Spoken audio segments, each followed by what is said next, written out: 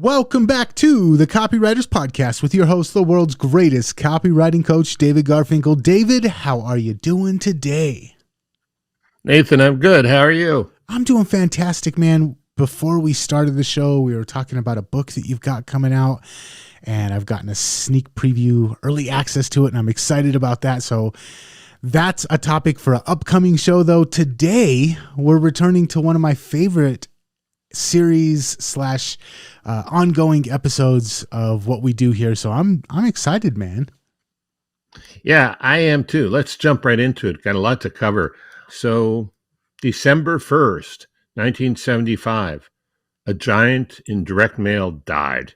That was Ed Mayer, who had written a definitive book on the subject of direct mail earlier called How to Make More Money with Your Direct Mail.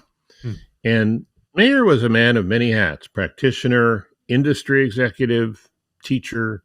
In his obituary, the New York Times reported Mayer had taught more than 20,000 college students and business executives the hands-on secrets of direct mail.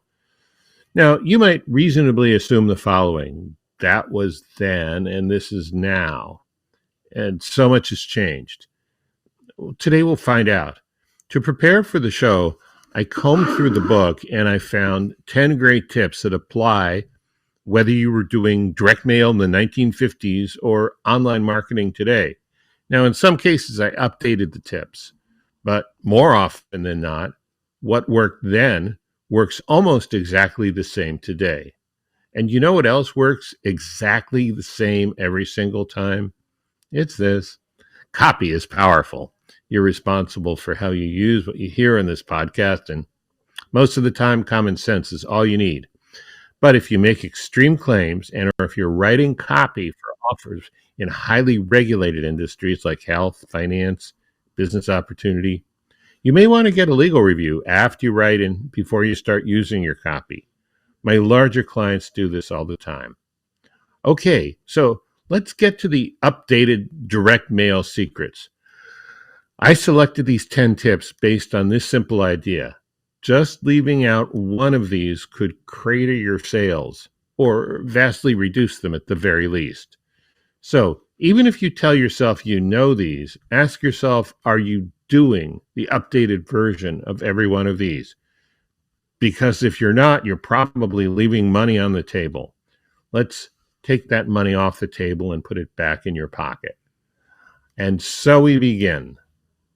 1, write your copy so your prospect will know what the product will do for him.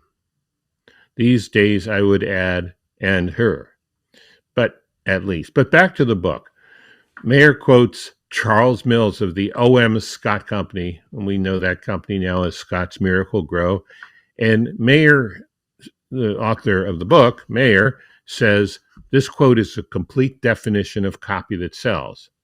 Mills wrote that the lawn care company has discovered, quote, in our copy, we must never forget for an instant that people are interested in their lawn, not our seed. Maybe you've heard that before, but it was worth hearing again because it's all too easy in your copy to focus on the features, the grass seed, at the expense of the benefits, the lawn. And for sure, one of the easiest ways to figure out benefits is to make a list of the big picture as well as the granular things that your product will do for your customer. As a really simple example, if you're selling an electric car, the words electric car are not a benefit. They might be to some people, but don't count on it. The words save money on gas and help the environment are two things an electric car will do for a customer that the customer would care about. On this point, Mayer also quotes a poem from Victor Schwab, and the poem appears in How to Write a Good Ad by Victor Schwab. And he quotes this poem to drive home the point. I'll share the last verse of this poem with you. So tell me quick and tell me true, or else, my love, to hell with you. Less how this product came to be, more what the damn thing does for me. Mayer gives this advice for direct mail letters, but it's also good for any type of copy. Whenever people are interested in buying something, one of the biggest questions on the top of their minds is, what will it do for me? I like that poem. I wanted to ask you though, since you brought up electric vehicles, one Mhm.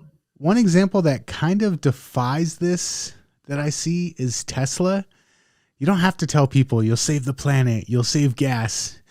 There's that, and then there's the status of like, oh, they're a Tesla owner. And all you really have to say is Tesla. So I wanted to get your thoughts on that before we jumped into it. Sometimes it seems like maybe it's the marketing, the branding, I'm not sure, but I know with that particular electric vehicle, it kind of defies that rule.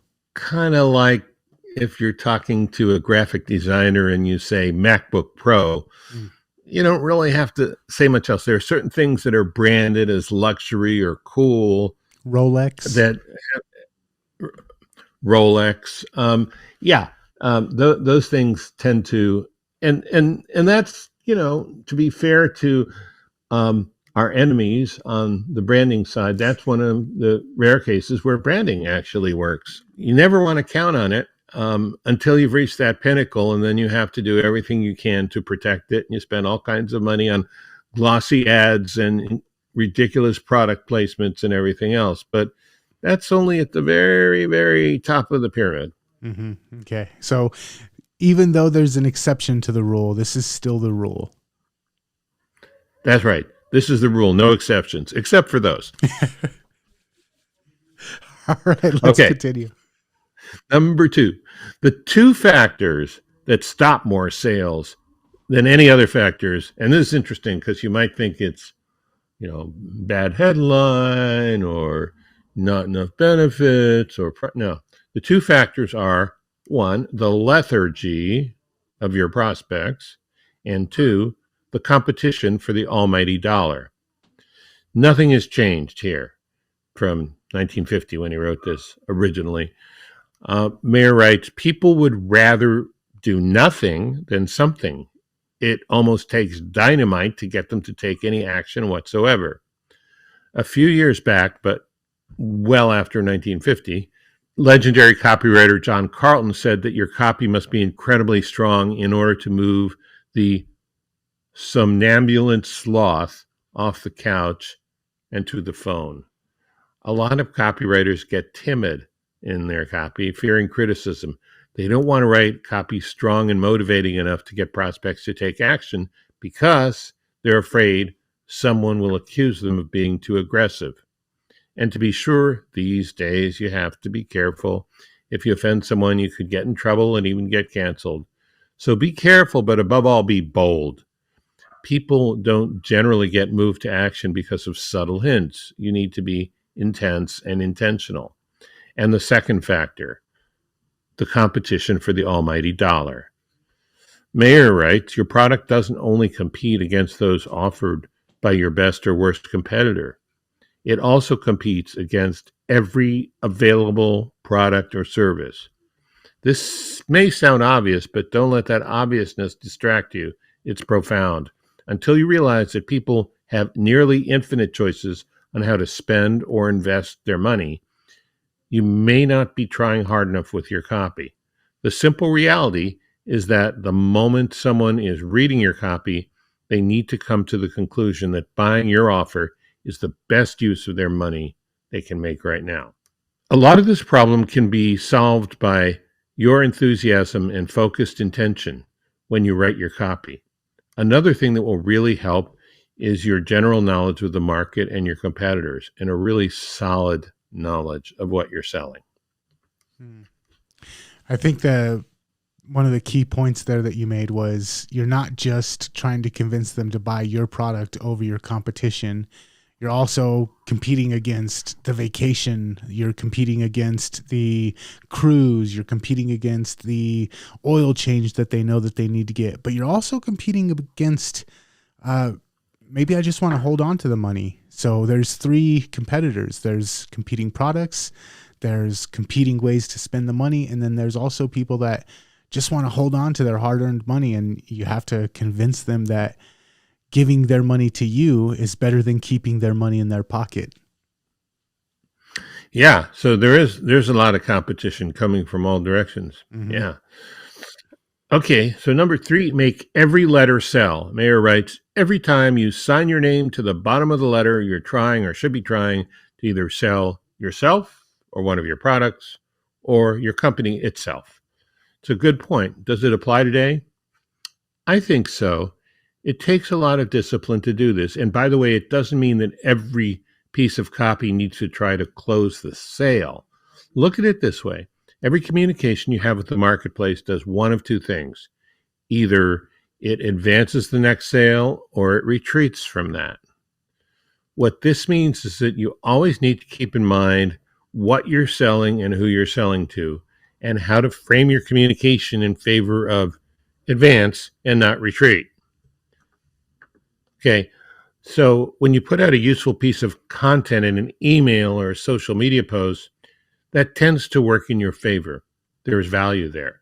When you're stating a fact or going way off topic without any context on the fact, it tends to work against you. Now, a lot of this has to do with how you are deliberately positioning yourself in the marketplace.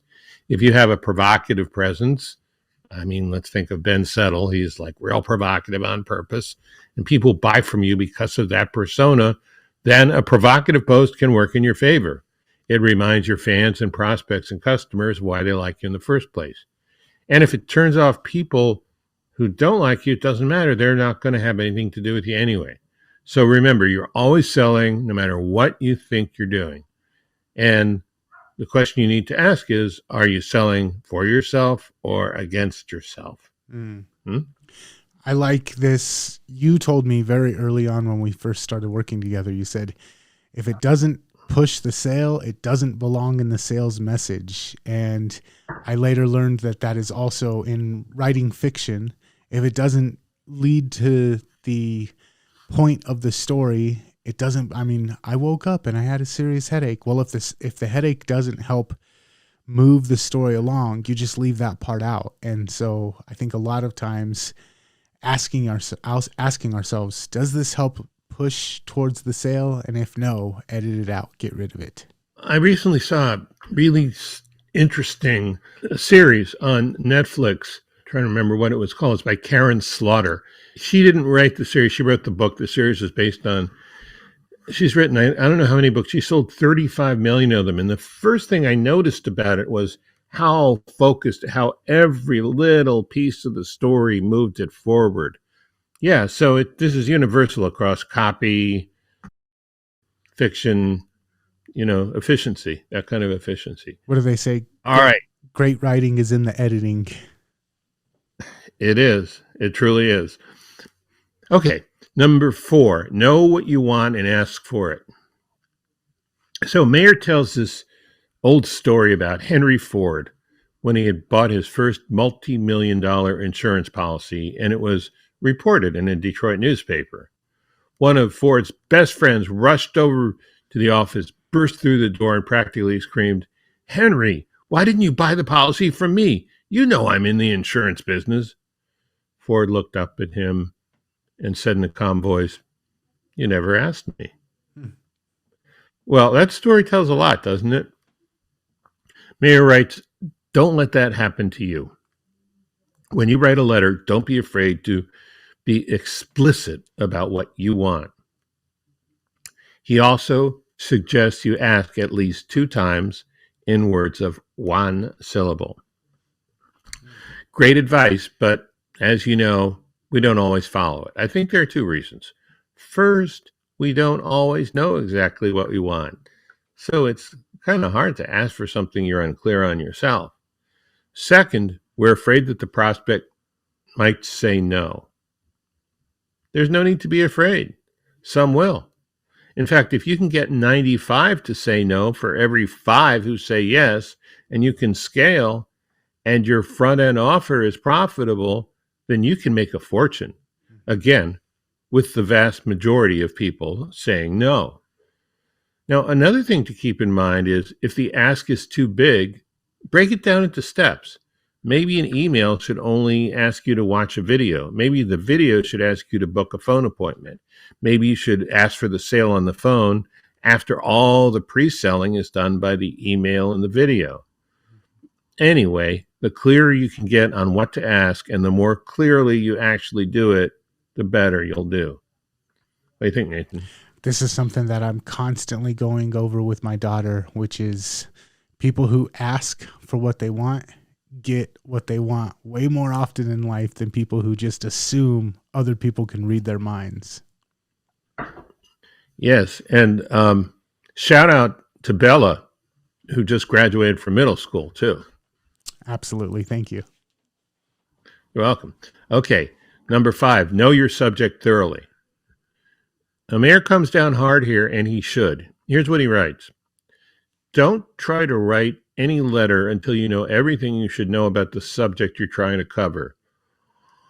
All too many so-called sales letters seem to admit many of the reasons for buying. They read as if some neophyte dashed them off in a spare moment between sharpening pencils and going out for coffee for the boss's secretary. I think the same thing is true today. I mean, we don't use pencil sharpeners as much anymore, and bosses often have executive assistants instead of secretaries, but the result is the same. And I think I understand why. Once you taste the power of direct response copy, you start to feel like you have this superpower. A power word here, there, a monster headline there, a nightmare story here, a crossroads close there, and almost like magic, you believe you've got $1 million sales letter. Not so fast, rookie. Part of the reason for this overconfidence is how simple good copy looks. But a lot goes into making a sales message that simple that works. And the first step is almost always research. And as we're going to talk about in greater depth next week, research doesn't mean just typing a few prompts into ChatGPT and getting a summary of information, which at best is 2 years old and may or may not be factual at all. You need to find out who uses the product, what they like about it, what they don't, how they talk about it, how the product was made, what advantages does it have other products, things like that. And this takes some work and it takes some time. Whether it's a sales letter, an ad, an email, a webinar, or a sales page, you need to know a lot in order to put together something that works, right? Mm-hmm. Yeah, this reminds me of something that we've talked about in the past on the podcast, which is that for me, I've noticed the less I know about something, the more likely I am to over-explain it or go too far into detail. And typically when I really understand something, and I know that this is true for most educators, most people that are speaking as professionals on a subject, generally, the better that you can understand it yourself, the easier it is and the more simple you can make your explanation. So that might be one thing. If you're finding in your copy, you're over-explaining that it's long, it's drawn out, it takes too long to get to the point. It might be that you don't quite understand it well enough, and spending a little bit of time going through those things that you mentioned. What does the product do? How is it better than the competitors? How does it relieve the pain points of the customers? What are the customers saying about it? Getting real clear on those will usually simplify the copy. Yeah, that's a good point. You know, I'm wondering, and I think I do the same thing, if you tend to over-explain almost defensively, like your own mind say, yeah, see, I do know something about this. That's when you know deep inside that you really haven't done your homework yet. You really don't know what you need to know. Yeah. All right. Number 6, eliminate long and unintelligible words. Mayer writes, the 1 and 2 syllable words aren't nearly as pretty as the longer ones, but most people know what they mean, and most important, what you mean when you use them. So I remember early in my copywriting career, I used the word indubitably in some copy for a client. He knew a thing or two about marketing, and he called me out. He was right. It was a show-off word, and the much more easily understandable undoubtedly worked tons better. In the book, Mayer quotes an article in the Christian Science Monitor by H. Phelps Gates, and this is worth including in the podcast. There is strength and force in short words, words that blast and boom, throb and thump, clank and chime, hiss and buzz and zoom. There is grace and charm in short words, too, like lull and hush and purr.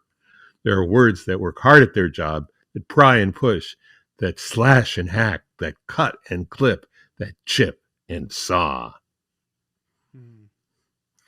As writers, we tend to forget how normal people talk to each other in everyday situations. Now, they don't talk like that. Okay, that's clearly a master of words, breaking it down to make it memorable, but they do talk in short, simple words. And when you're writing copy, you want to speak people to people in their language, which is usually made up of short words that get the point across and get the job done. I've heard never use 5 syllables when 2 syllables will do. Never use 5 words when 2 words will do. Going back to what we just talked about, I think sometimes we try to overcompensate for our own insecurities in knowledge about something by using those big words. I see it a lot with, I don't want to attack journalists here, but I do see it a lot with journalists who don't really know what they're talking about. So they'll use a bunch of big words. I think that it's kind of a plague, but when it comes to copy, definitely simple words. There's something about just trust when somebody's not trying to cover up their lack of knowledge just by being straightforward and using simple words with you. It has a subconscious trust building factor to it. I think that's the thing that I really take away from what you just said. Yeah. Well, first of all, I'd agree with you about a lot of journalists. The best ones definitely are wordsmiths, but many of them overuse words. I also had this very strange vision of the picketers in the Hollywood writer's strike going, "We use short words. But they would never do that. They're not talking about their craft. They're talking about money." All right. Number 7, make it easy for your prospect to send you an order or an inquiry. Nothing has changed with that one in 83 years, 73 years. Back in the day, direct mail marketers would make mistakes like asking people to pick up the phone and call them without putting their phone number in the letter, or trying to make a sale without including an order form. And these days, the technology has changed, but as Led Zeppelin says, the song remains the same. The problem comes when you leave out 2 steps in your copy. 1, the think through, where you think it through ahead of time, and 2, the walk through, where you walk through it afterwards. Sometimes it's helpful to do something as tedious as put together a flowchart to figure out how an order comes in and drill down on the steps to make sure you have something in place for the customer to take that step. The walkthrough is where you actually try it yourself, or better yet, get someone else to go through the actual steps of ordering or opting in and stand over their shoulder, watching and seeing how it works. There's so much to keep track of with online business that it's easy to mess up this part, but it's the only way you're going to get to keep your business going. So make sure you focus on making it easy for your prospect to respond or buy. I think of a long day at work and you're trying to grab some groceries on your way home to make some dinner, and you grab the 3 or 4 things that you need and you go to checkout, and every single checkout lane has 15 people waiting. And you just think to yourself, man, this is too much work for these spaghetti noodles, the spaghetti sauce, and this garlic bread. I'm just going to put it down and walk out. Sometimes the objections aren't, it won't work for me, or I don't trust their offer. Sometimes the objections are, man, there's just too many steps to actually, you want me to enter my credit card information 3 times before I'm just going to give up. Yeah, that's a really good image, really good example. Thank you. All right, number 8, people, not names, people make up lists. Think about all the numbers we look at: cost per thousand, return on ad spend, opt-in rate, conversion rate, upsell rate, average order value. Then we have terminology: lead gen, recency, frequency, monetary. All these tech terms and numbers get us looking at our business, and thus our copy and our customers, objectively. And no doubt, you do have to know the tech and pay attention to the numbers. But one thing that can blow up your business in a heartbeat is failing to give enough attention to the human side of the equation. Mayer writes about it this way. The first thing you should know about lists, and the one thing that always seems to get lost in the shuffle, is that lists are not made up of mere names. They're made up of people. The people who have the same feelings, emotions, senses, likes, dislikes, problems, joys, sadnesses, and yes, the same hangovers even. If you've done a good job putting your list together, those people will all have the same interests. This is me talking, at least as far as what you're selling is concerned. And if you've done an even better job putting your list together, those people will also have, on the average, a very high likelihood of buying what you're selling. Just remember, they're living, breathing people, not just names. Mm-hmm. Yeah. Okay, so I have a couple offers where I sell things through e-commerce, and they're physical products that I send in the mail. And I'm not going to knock on the education system, but a lot of people have trouble filling out accurate address lines in the forms, order forms. And so I have made it a habit to make sure before I send anything out and have it returned to me because the address wasn't valid, I just do a quick Google search and make sure, hey, this is a real address. And I have noticed that just doing that and seeing, oh, this is a house, or oh, this is a trailer, or oh, this is duplex, just doing that simple thing helps me understand my market more and reminds me every single time that I ship something out that I'm sending it to an actual person. And even though I don't see the person, I see where they live, I see the neighborhood that they live in. And it might sound a little bit creepy, but it does help me remember that I'm selling to actual people. Every single order that I ship out is going to an actual person. Everybody who goes through my sales funnel, everybody who buys one of my products, every time I send out an email, I'm remembering these are actual people. No, that does sound good, but you know what does sound creepy? If you put a spy cam in the packaging of everything you sent out. And that would be way expensive and not a very profitable business model. That's true, but if you're really nosy, I think what you're talking about is really good. All right, number 9, use your good pieces over and over again. This is an old and reliable trick in the direct mail business. You do a mailing, and 2 weeks later, you send out the same letter. Sometimes people would clip a note on the top of the second mailing. This book was written 30 years before Post-it notes were invented, after all. Now, typically, a marketer would get 50 to 75% of the response from the first mailing in the second mailing. So if you got 100 orders in the first mailing, you could get an additional 50 or 75 just by mailing the same piece out a second time. And it seems like an old school tactic that wouldn't work today, but it is working today, just not with snail mail, but with email. Mm-hmm. Smart email marketers will send winning emails back to the same list several times. Why? Because a winning message is hard to come up with. And when it works, it's likely to work a second time, maybe even more. I have one email that goes into every single list for a particular market. Every time I create an email sequence, it's either the first or the second one that goes out. And it's because it works. It works every single time. And I've noticed also people that sign up for one list and don't buy, but then they sign up for another list. That email, I'm not going to say which one it is, but if you sign up to more than one of my lists, you'll see that one of them shows up multiple times in different lists, and it's because it works. And so you send it as often as you can. Okay, so proof positive at that point. Thank you. Okay, number 10, read your letters out loud. Even in the 1950s, Mayer admits this is practically every expert at one time has listed this general rule for writers.